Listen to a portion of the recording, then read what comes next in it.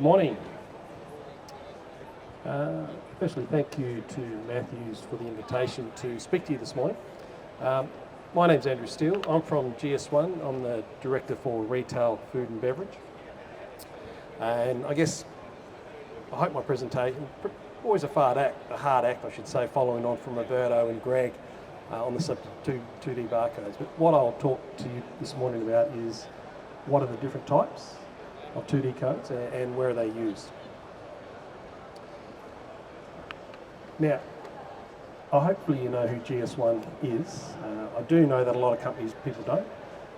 We get commonly called GSI. If you've been around for a little while, you might know us by our previous name, EAN, Australia. And if you've been around a really long time, like myself, you might know us as APN, the Australian Product Numbering Association, where we started back in the 1970s. The key call out on this slide here is though that we're a global organisation, we're a federation. And for those of you that have offices or you deal with overseas, export to overseas countries, or you're importing from other countries, the key call out is that there's chances are there'll be a GS1 member organisation in one of those countries that can help you. Across those 116 organisations, we actually have 2 million companies that are members of GS1. So yeah, been around for a while. Now, a 2D code is just a data carrier, and it's one of many data carriers that we have within the GS1 system.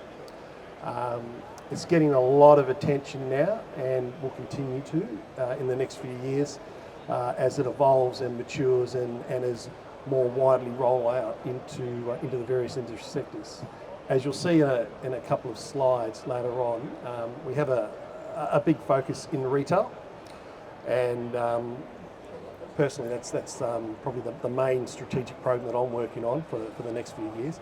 But I'll also cover off a couple of other industry sectors where 2D is playing a prominent role. As you can see, we also have RFID as part of our data standards, and the old 1D barcodes such as the EA and UPC, and the GS1 128 and the ITF 14.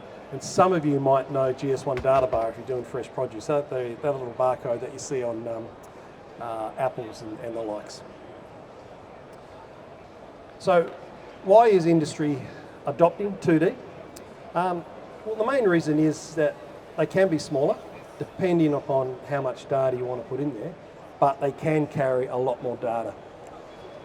Your EAN barcode just is a 13-digit number.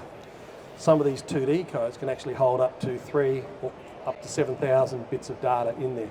Not that you'd want to put that much data into a 2D code, but the potential is there to certainly carry or contain a lot more data. The other thing is that they're more reliable than a 1D barcode because they have inbuilt error correction, which is pretty important in today's environment where part of the barcode might be damaged. So, and it's just newer technology. You know, the 1D barcode, whilst it's not going away, this year, actually in June this year, we'll celebrate 50 years since the first 1D barcode was scanned at a supermarket in the US. We're having a party. You're all invited.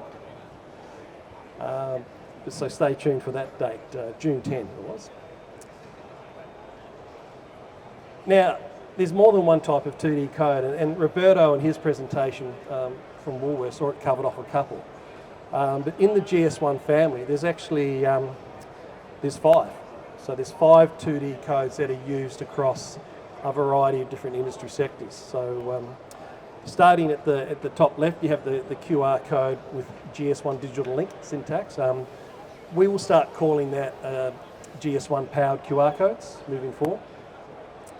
There is a data matrix version of that with GS1 digital link syntax.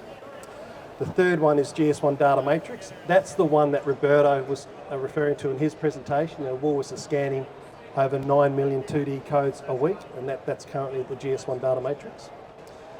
There's also a GS1 QR code, but that has been used in a couple of niche industry sectors, but you won't really see that being rolled out any further. And then the final one, which is a pretty fancy looking one, is GS1 dot code.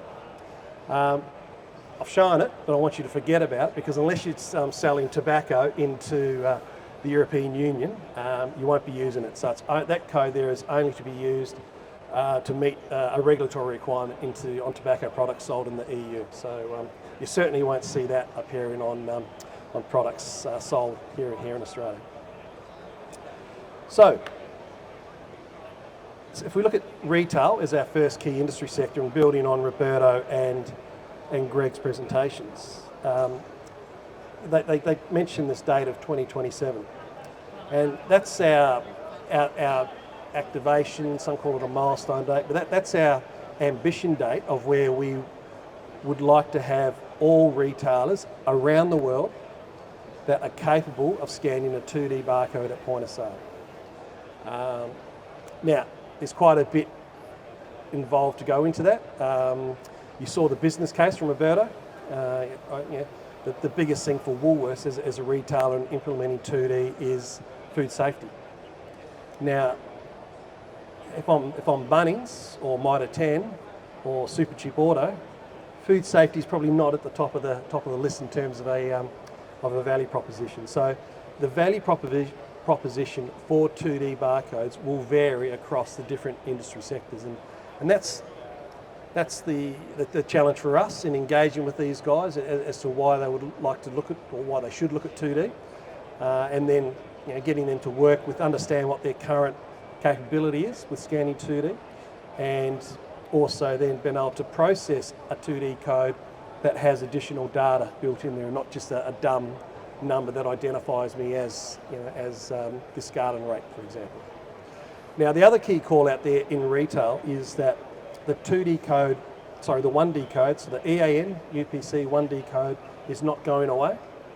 Okay, so it doesn't mean that 2D will replace 1D, it just means that there will be an option. So if you want to use 2D in the future and your trading partner is able to do it and there's a business case for you guys to look at doing it, then that is an option.